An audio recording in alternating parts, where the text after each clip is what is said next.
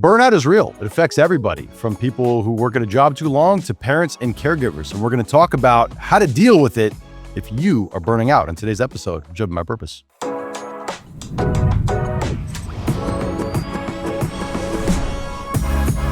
This is Driven by Purpose, a show about finding your purpose, building fulfilling careers, and helping people with disabilities live better lives. Hosted by three men who've lived it and are here to help you do the same. Special thanks to our presenting sponsor, Clean Logic, a leading bath and skincare company and a true pioneer in creating inclusive workplaces and increasing employment opportunities for people with disabilities. What's up, everybody? Welcome to another episode of Driven by Purpose. My name is Evan Rosenblum, along with the co-founders of Clean Logic and the Inspiration Foundation, Isaac Shapiro. What's up, Evan? And Mike Gesser. Hey. Let's talk about burnout. Burnout is real. I know because I've experienced it, and I'm sure you have too. And if you're watching this, I guarantee you at some point in your life, you've experienced burnout. Now, I know what you're thinking. Oh, burnout can only affect people at work. Nope. It can affect you in all facets of your life, not just a job that maybe you don't really like, but also, and I could talk about this from experience, as a caregiver, sometimes as a parent. Even if you don't have extra challenges, you have typical kids, you can burn out from parenting. It's hard.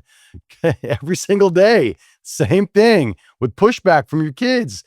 Even the most well-behaved, most perfect angel kids in the world, there are parents that are like, oh my gosh, I just need a break.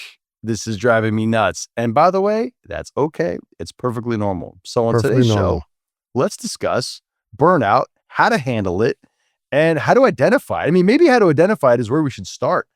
Isaac, Mike, who wants to take this one? Well, you know what? I'm going to turn it right back onto you, Evan, because I think in episode 3 and kind of our journey while we're here and how I connected back with you with college was finding out that you were no longer at TMZ, sitting with you over our dinner in Santa Monica. It was like, I was just burnt out. And even you said it. So, you know, Mike and I, we would love to tell our story around, hey, we've been burnt out through our 20-something year career at Clean Logic, but we had to keep fighting through it. And how do you get through it? And what's the impact on your employees?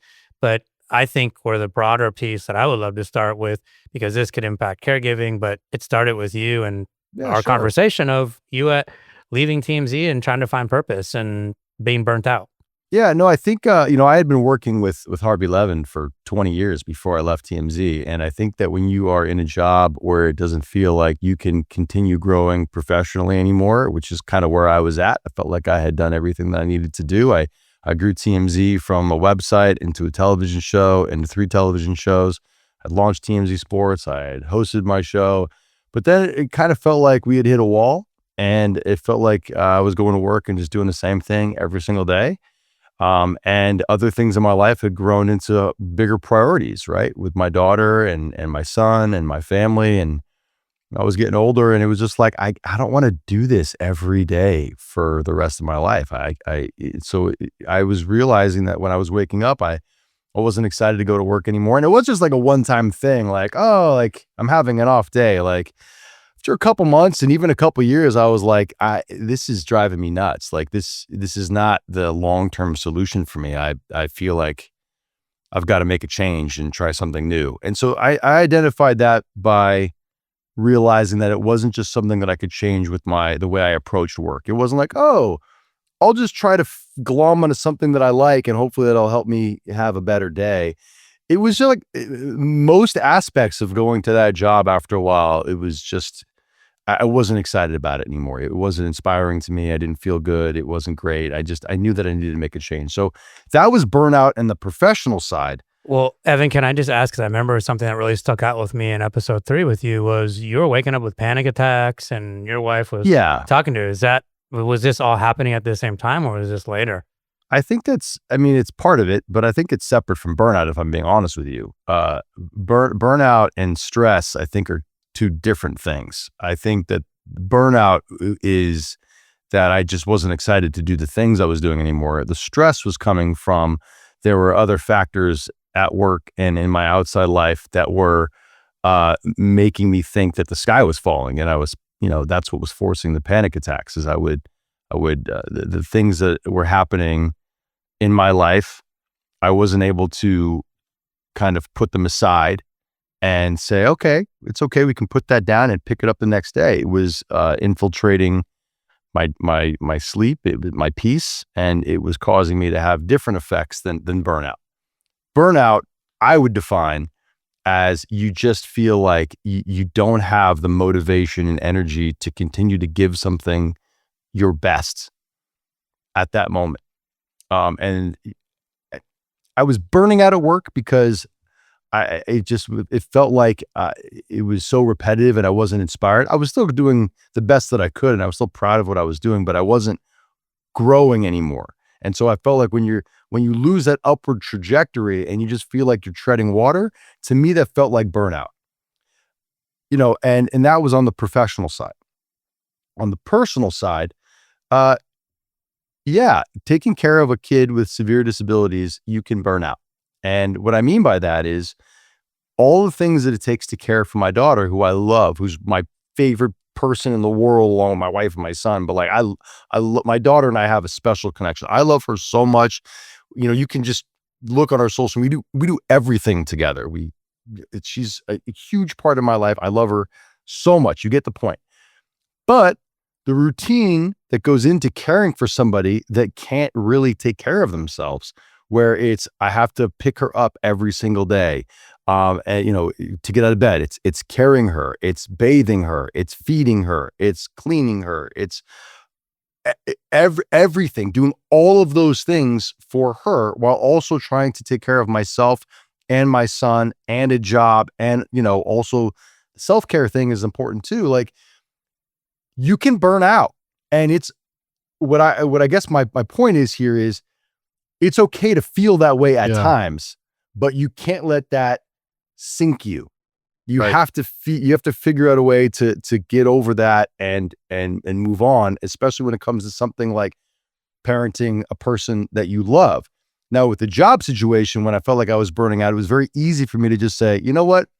I'm burning out. I'm not in love with this job anymore. I'm going to go find a different job. With a child, you can't just be like, I don't like picking you up every single day and bathing you. I'm going to find a different child. Like, no, you have to find ways to get over the burnout. And with my daughter, it's easy because I can engage with her and talk with her and figure out ways to try and, remotivate myself, which is easy, but it doesn't take away from the fact that like, it's hard on me physically to carry her all the time, even with all the things, the resources to try and take some of the stress off of my body. Like, it hurts my body. Like, I get up in the morning and it hurts. And sometimes when I'm not feeling great, to like have to carry this 50 to 70 pound person, and lift her, it's hard. And their gear. Yeah. And like sitting, like feeding, for example, I have all my breakfast and my dinner with Sydney most nights. I can't remember the last time I had breakfast where I was sitting and just eating and not worried about Sydney. Like, you have to do that. And then also, if you get phone calls from work, you have to field calls and then also feed Sydney and then also feed yourself. And it's the same with dinner also. And that's, again, I'm not bitter that I have to do these things. I love that I get the honor of like caring for my daughter. It's a privilege. But that doesn't mean that like there aren't moments where you feel like you're burning out, that you just need a reprieve, a break. Yeah. So I'll tell you this. I think I know exactly what you're saying.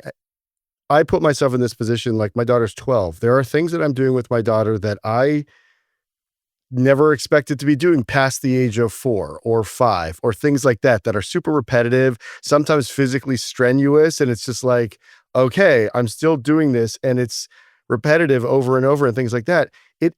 What it does, and Evan, you tell me if you feel the same.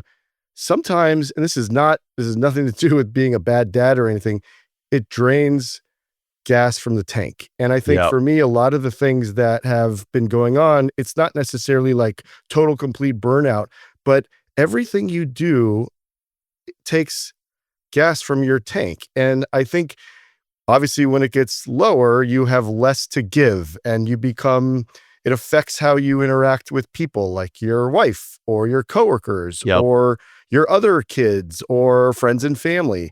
And I think for me at least, I've never had a situation where I'm not excited about work. It's about managing the tank, and it's about recognizing the things that, like, putting my kid in her walker or putting my kid in the stair chair. She's 100 pounds. I'm lifting 100-pound human multiple times a day, and Yeah.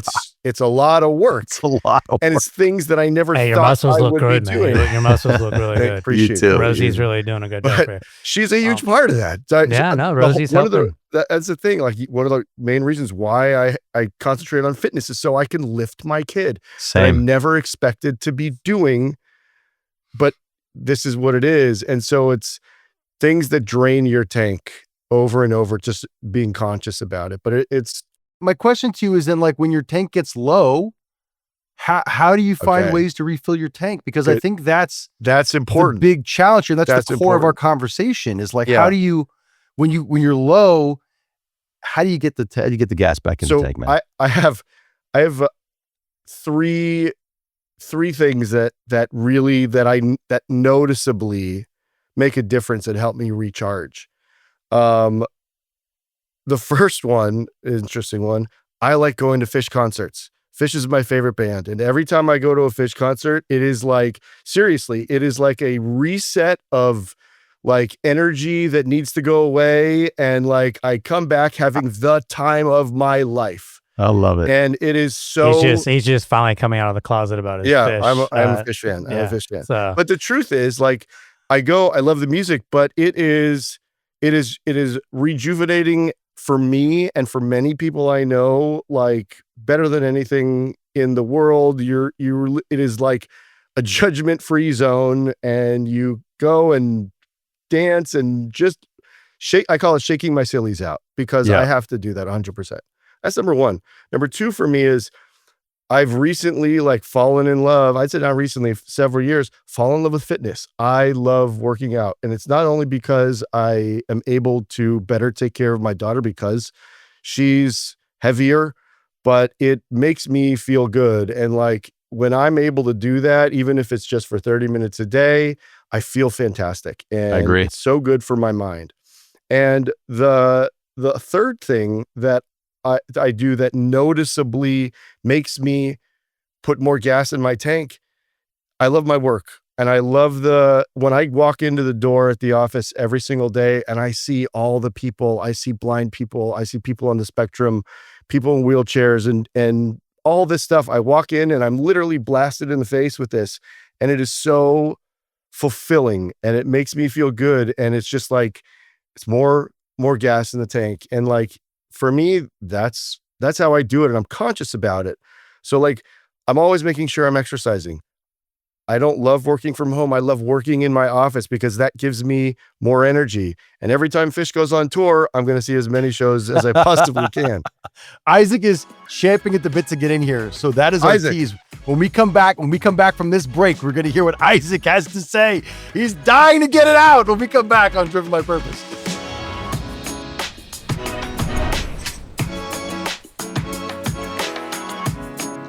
All right, welcome back to Driven by Purpose. I'm Evan, along with Isaac and Mike. And Isaac, we're dying to hear what you have to say, man. You were chomping at the bit to talk when Mike was bringing up how to refill your tank. We're talking about burnout here on the show. Mike was saying your tank gets low. How do you fill it back up? He gave some ideas. Isaac, let's hear what your thoughts on this. I'm a big analogy of the tank because I think that's how you measure the burnout. And I think why this is an important topic for me, just being out in business, being the guy that's out traveling, I've met a lot of people in corporate America that are frankly burnt out, that have been with companies for 20, 30 years, and they don't have a sense of purpose. And I think what's important for me in our Driven by Purpose show is, like, this is the actual time where you could be self-evaluating and really, how do you find that purpose? And so I think, Mike, when we go back into, we talked about caregivers, I'd love to get your perspective in your tank because we're entrepreneurs. I think you and I can define, we've been burnt out, but we've had to battle through it. Sounds like the similar thing with kids. But when I'm thinking about, again, our business audience and, I hear a lot about burnout. Where have you been with burnout, because we're not quitting, we're not changing up clean logic. We got to work through it. So talk to me about your burnout on the business side, because I don't think we talk about it enough internally, but I think you and I Yeah. can look back and say we were burnt out at that time. Yeah. 100%. I think in the early years, I, you know, I think we're from a different generation, and this is not an excuse, but I think we're from a different generation where like we just work and we do what we need to do. And for me, I loved the early days of building this business. And I would say to myself, and I remember this, I would say to myself, you don't have the option to stop. You don't have the option to take time off, or you don't have the option to quit. And I didn't want to. And we would just go and go and go and go. And I was, listen, for years, probably running on fumes. And, but I loved it. So I never had the, like, I can't do this anymore mentality. But I think what surfaced that I'd say recently is now I'm able and I feel comfortable to truly refill my tank. I think for me, there was so many things that we needed to do and get done. And fortunately, it wasn't like, it didn't drain me completely and have devastating consequences. I could do it. My wife paid the consequences though, or my kids paid the consequences. And thank God they were so supportive of my desire to do what I do and my dedication to doing what I do. But now, like, when I have burnout, it's okay. I can take a day off, or I can go on vacation, or I can be with my family, or I can go on the beach. And I have no shame in needing to do that. In fact, I am a very big proponent of telling my team, anybody on my team, if you need time, you take your time. Business will be here. We'll get stuff we'll get done what we need to get done. But we can't do anything unless their tank is full or my tank is full. But for me, like, I wasn't comfortable then. I also didn't have the need to do it. But now I realize the damage that's done to other aspects of my life, that I'm not willing to keep sitting on that or forcing myself not to take care of myself or my family, because there can be devastating consequences if you don't. That makes sense. I think it speaks loud to me. We had a speaker in Vistage the last month talk about burnout, and I can't wait to bring him on the show to talk about the tanks and the things that you could do and avoid it, and even how it starts at a young age and how it continues to fester. So I'm really excited to bring him on, but I think that's an important thing to understand. Burnout starts at a young age?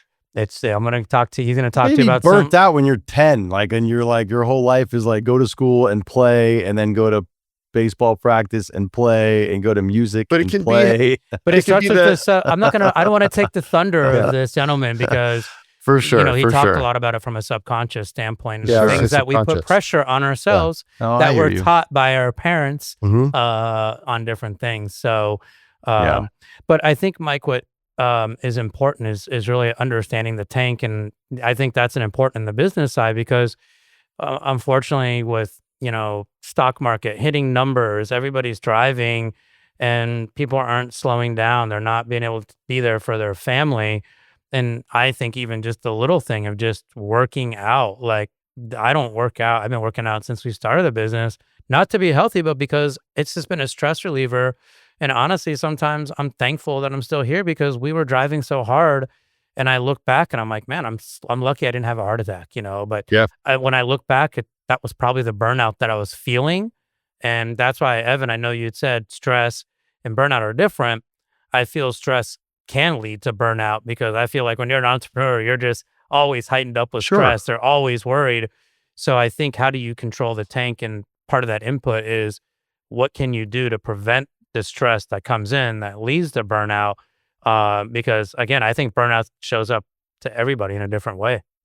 Everybody has it. For me, you can only talk from my personal experience, but like, again, my stress and my burnout were different. I'm not saying that you're wrong. I'm just saying, for me, it was not one and the same. It was two different things. And I hear you. Like, I had the ability to change. When I felt burnout, I had the ability to change, to make a huge change and to change it up. When you're running a company and all these people are depending on you, you can't just do the same thing. So I feel like, figuring out these tricks. And for me, like, and I think it's a little different, even in our situations, Mike, like I was just having a conversation with my wife about this the other day about how, and my therapist too, about how there are probably times where I need to step away and just kind of like from my, just take a vacation or something like that. Yeah. But I feel like I can't. And the reason I feel like I can't, and maybe this connects to other people listening, is I feel like if I leave, like, for example, I had a friend who had a bachelor party, a really, really close friend. And I couldn't go. I chose not to go. And the reason I chose not to go is because if I leave my house, the burden of doing all of these things in my home, which are hard things to do, falls on other people. And I feel like I have to weigh every single time, is it worth it to put all this stress on other people to pick up for where I leave off, right? And so even though going on that trip may have been good for me and a way for me to refill my tank in a way and revitalize me a little bit, I felt like I couldn't step away because it was going to make life harder for other people. And, that's the internal battle that I'm dealing with. But but Evan, I know that feeling because Mike and I used to joke about me, like, I'm going to be the dad that's on vacation working all the time. But guess what? I don't want to be that. Like, again, we talked about how our lives have changed from young and driving and how you have kids and family, so, I do think, we struggle even today with, like, when do we step away from the business? When do we put it in? So very similar. That's why I love this topic of burnout. It impacts work and your personal life. Evan, I want to add something to what you're saying, because I experienced the same thing in my house, right? So where you may, and I don't even like to use the word burden, because it's not a burden. I think it's more responsibility or choosing to do the things. Sure. But like in my house, my wife is, let's call her, she's certainly the primary caretaker, and she's so devoted and dedicated to making sure that my daughter has everything that she needs there. But what happens is, if you don't take time for yourself, or you don't take time for your relationship, the tank specifically for that is going to get empty. And like one of the biggest, as a points of contention or conversations that I have with my wife is like, we have to find somebody that we trust that can fill in certain areas here, because she's going to get burnt out. And if she's burnt out and I'm burnt out, that's a bad combination to bring to a relationship with two people. Well, and Mike, didn't you just face this recently with Dana finally going with her family and doing her thing? So I was like, well, she's finally gone. Like, that's amazing. So talk about that experience. We fought, like, it was, and you can't force anybody to, and I can never tell a mother, don't take care of your kid, or a father, don't take care of your kid. But it was so important to me to spend time with Dana, just the two of us. And I forced it. And I think for the first time since our honeymoon, we went away together, and it was and that's like 12 years. And it was so recharging and amazing and reconnecting. And it was like, it was necessary. And I'm so glad that she agreed to do it. And guess what? Everything was fine. We left our kids with my niece, and she is unbelievable. But she can't be there all the time. But to at least provide that time for Dana and I to go and be together was like, I came back a totally new person, and in my house, a totally new person, and my relationship, like, it's so necessary. And I know that my wife also felt the same way. But we have this realization, like, you can't like not take care of yourself or your relationship, and because you're not going to have enough to give to your kid. It's so important for any caregiver, any family with kids. You need to find help, and there's help out there. You got to find the right help for you. But if you don't, like, you're not doing your child a service, First off, I just want to say thank you for sharing and opening up about that, because that was really, what you just said was beautiful. But also what I think we should point out about that was perspective. That you being able to step away helped you gain perspective. I mean, you can tell it in your emotions right now. The reason it's hitting so hard is because you were able to refocus on what matters to you, and you're able to, sometimes things can get cloudy and confusing. And it sounds like when you went on that trip with your wife, you were able to kind of regain this perspective of like what matters and what's important. 100%. And what's very obvious from what you just said was your relationship with your wife is so important to you. And that sometimes in the craziness of life, sometimes you can kind of lose the focus on that. And yeah, for you and for people out there to be able to step away and to regain that, you can tell how much it means to you. And that's really, it's so important. It's so important. And so for you to realize that and then to do something about it is amazing. And the point you made about being able to just kind of just take that step, take that leap was clearly worth it. 100%. And it's inspiring. Thank you. I mean that. Yeah. And I think you brought up a whole nother thing that I didn't think about. Like we talked about it in one of our earlier episodes about there is a thing in the disability community about people not, getting divorces because of their situation. So Mike, there's another topic that I see. And if you didn't bring that up, it's very powerful. And we're appreciative of you sharing and getting emotional because 100%. we want to try to save families and keeping them together because I think the three of us are committed to our families being present. So I think, how do we help parents out that are in that place to just take time for each other because it is, you guys have done an amazing job in these last several episodes and starting really explaining your stories and your time, and I appreciate that. No, Isaac, that's a really good point. I mean, I've seen and heard from a lot of people in our community and outside that the rate of divorce and stuff like that in our community is higher than the typical rate, and that's because there is a lot of stress and not and you're forcing me to say stress and burnout. I see what you're doing, Isaac, but no, it's there is a lot of stress and combined with the burnout, and there's a lot of factors that go into it. Puts a lot of pressure on the core people that are caring for individuals who can't really care for themselves. And so I think it's what Mike said is so important. It's very easy to you focus solely on your kid. Nobody expects to have a child with a disability. And when it's something like Rosie's, or Sydney's, where so many unknown things, you immerse yourself in what is this and what do I have to do? And the focus there's so much focus on that. And it's very easy to take focus away from your relationship or take focus away from your other kids.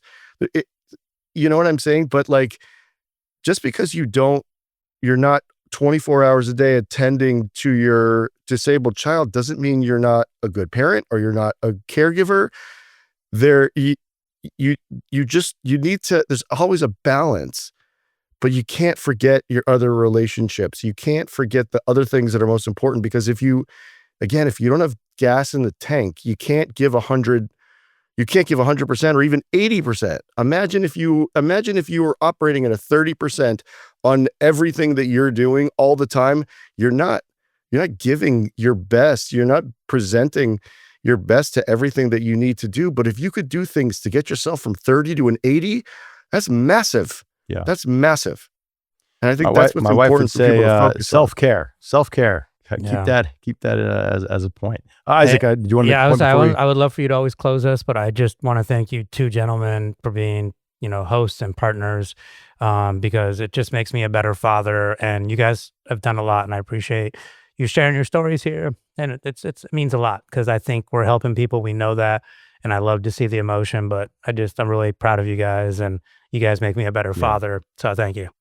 Also, I want to know where Mike and his wife went on that trip. We'll talk after the show because I want to go there next, man. That sounds amazing. Anyway, I mean, that's it for Driven by Purpose. What a journey today, guys, huh? Yeah, great day. But look, if you're watching this, we appreciate you, like and subscribe, share this, send this to people help us continue to grow the community. We appreciate you. Thank you so much for watching, and we'll see you on the next episode. Thank you. Thank you.